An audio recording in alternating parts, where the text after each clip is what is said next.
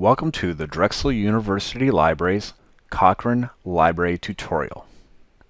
In this tutorial, we'll be specifically examining the Cochrane database of systematic reviews. There are other bibliographic databases within the Cochrane Library. However, we will not be examining those resources today. Just some things to note. This particular database is very small. There's approximately 9,000 results within it. You want to keep your searches very basic and avoid using terms like and and or, typically referred to as Boolean logic. Also, you might want to try some variant keywords related to the topic that you're searching for. One other important note. The Cochrane database of systematic reviews is typically used to find items that have a well-established research pattern behind them.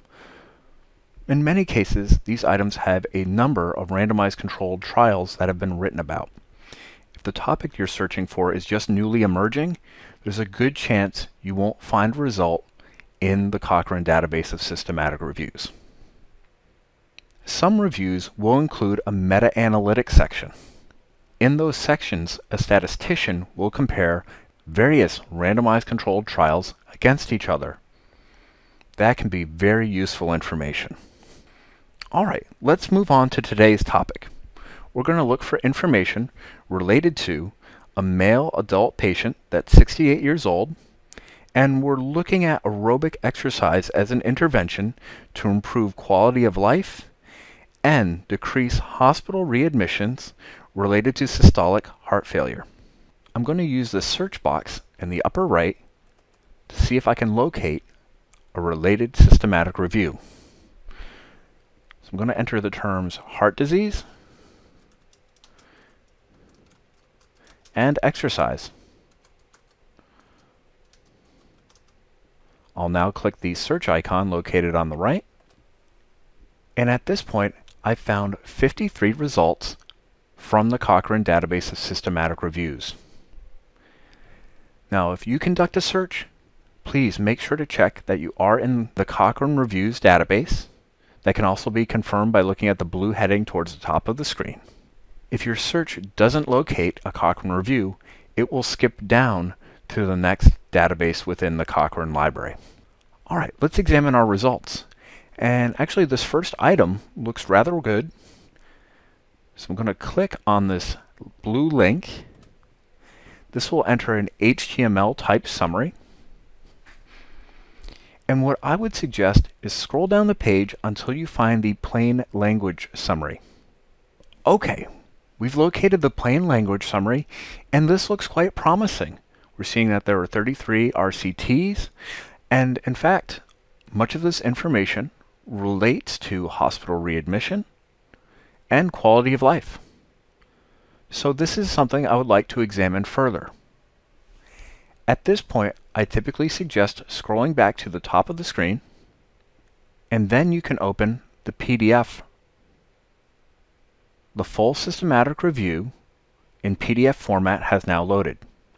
And one thing I'll call your attention to is the size of these documents. They can be quite intimidating at first.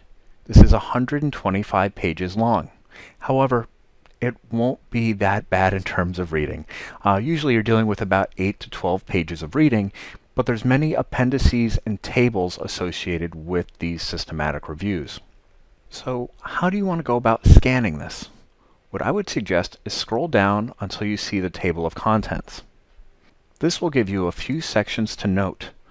I would recommend taking note of where the author's conclusions are. It's a great place to start to make sure that the systematic review is relevant. After you've concluded that, you can look through more of the systematic review at that point. So according to this, the author conclusions are going to be on page 21 of the document. I'm going to key that in towards my upper left.